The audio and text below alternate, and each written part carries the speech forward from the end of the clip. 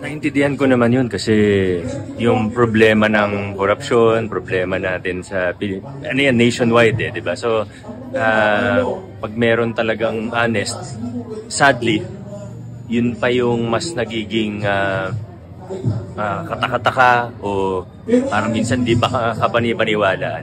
So, naintindihan natin yun and that's part of our mission here in Pasig is to prove that it's possible. Hindi na siguro kailangan address yun, yung tao na lang magsasabi kung tama ba yun o hindi. Makikita niyo naman po.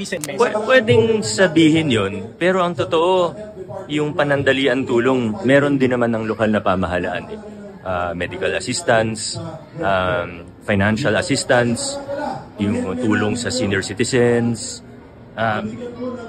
We can be proud in Pasig City that we have one of the best in terms of helping people, yung sinasabing tulong. Pero ang pinupunto natin ay hindi tayo pwede magtapos doon. Hindi pwedeng short-sighted, hindi pwedeng puro short-term yung ginagawa natin. Kumbaga, oo, minsan kailangan ng ayuda.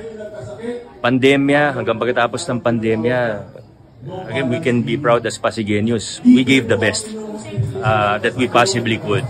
Pero hindi tayo pwede magtapos doon. Kailangan isipin natin yung hindi lang para sa atin at hindi lang para bukas.